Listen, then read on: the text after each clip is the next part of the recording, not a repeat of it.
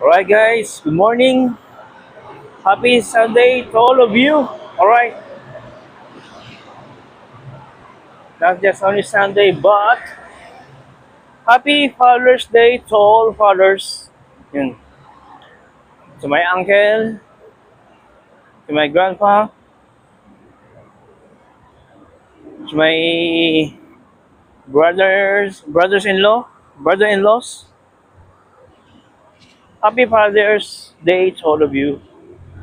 To my colleagues, my friends, cousins. Alright, happy Father's Day to all of you. And this Father's Day is brought to you by Lipton. Alright, Lipton drink. So, it's been a while, guys. And then, hope you have a wonderful day of Sunday. Alright. Mhm. So, it's been a while, guys. Viewers, subscribers, thank you so much for all of your support. Yes, we are now on the 400 mark. Thank you so much. I have truly appreciated. Thank you, thank you, thank you.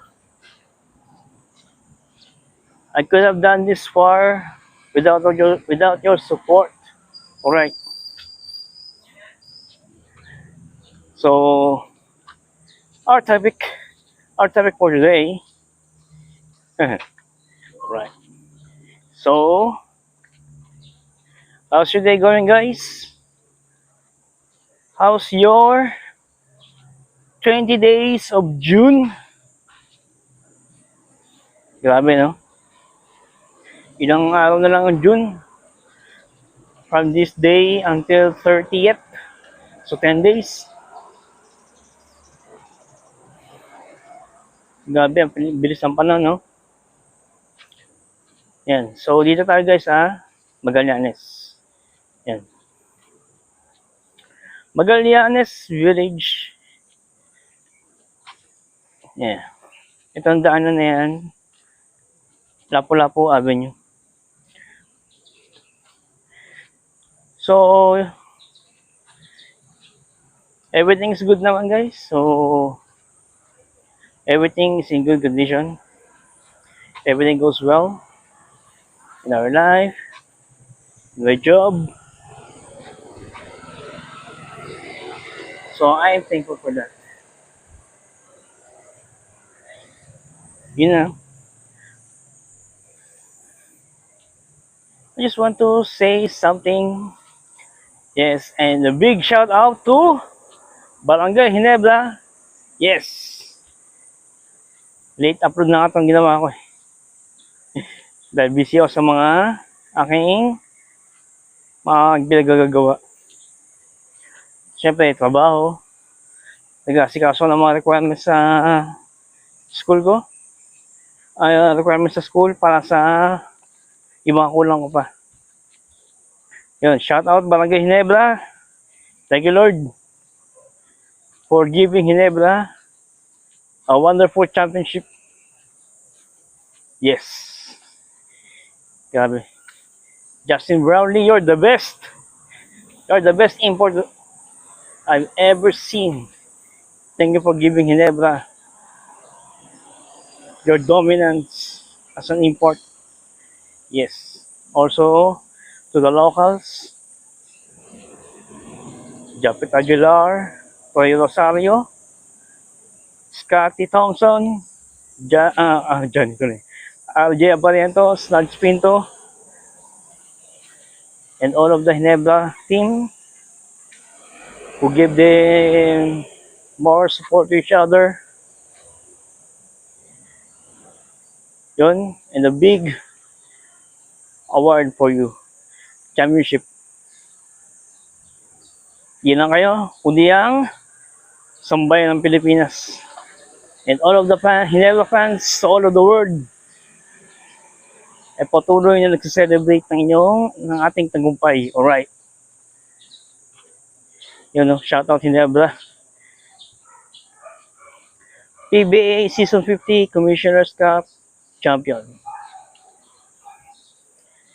Yes. That's the thing. The first thing. Second is, yun nga,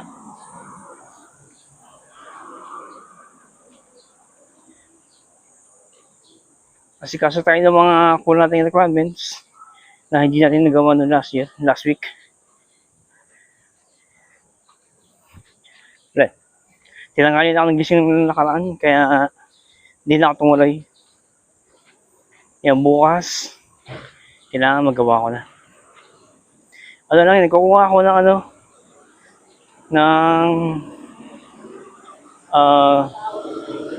good moral character and honorable dismissal sa aking dating school.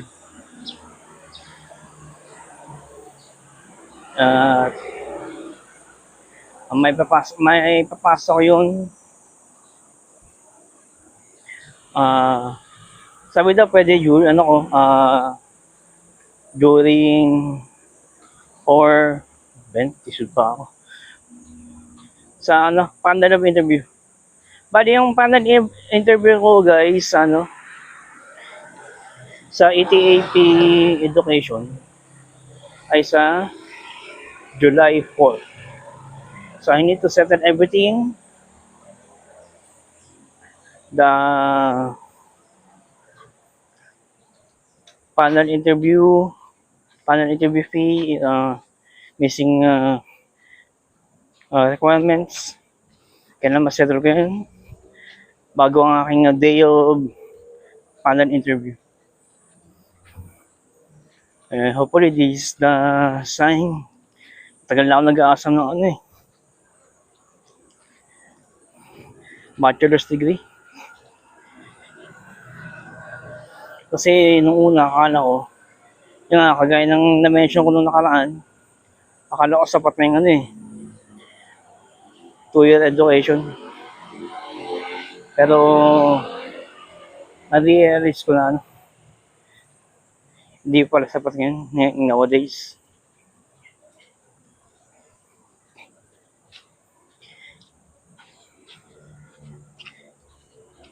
Sa pag-apply pa ng mga matatas na promotion, kinukuha bachelor's degree.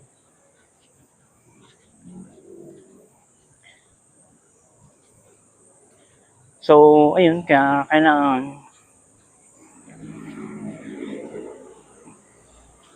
hindi mo talaga kailangan at least mahangad ko lang yung bachelor's degree, okay na ako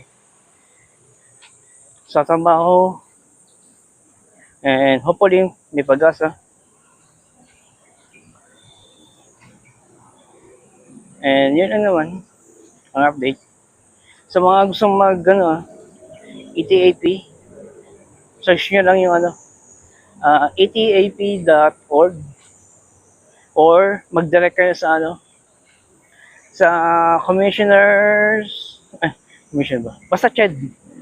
Commissioner on Higher Education. Nandun yung ETAP na yung mga gustong mag-aaral ng gusto mag-aaral at makakuha ng college degree na naayon sa napagtrabahuhan ninyo. Meron doon. Ang gagawin nyo na pag nakuha nyo na nabasa nyo na yung ETAP sa CHED, makakahanap kayo ng mga eskwelahan na nag-offer ng ETAP. Depende sa pagtrabahuhan nyo. Punta na kayo, guys, sa mga eskwelahan na nag-offer nun. Bawa, kung kayo nasa BPO call center, kung kayo ay naging online teacher na gustong makakuha ng bachelor's degree, pwede yan. Pwede nyong gamitin yung experience para makakuha ng bachelor's degree and someday, di ba, makakuha din ng lisensya. At the same time, speaking of license, may mga mga ATAP school na nag-o-offer ng may mga board exam. Ano yun? Teacher, sama ni teacher, tapos healthcare, kung kayo nagtatrabaho sa healthcare, tapos yung education nyo ay hindi pa sapat, pwede nyo i-inquire yun para makakuha ng bachelor's degree into nursing. Tapos doon, lakaling nyo na lang di ba? Lakaling nyo na lang yung PRC license nyo. The same way it goes to yung may mga license na course na trabaho nyo. Kagaya ng criminology, engineering, yun.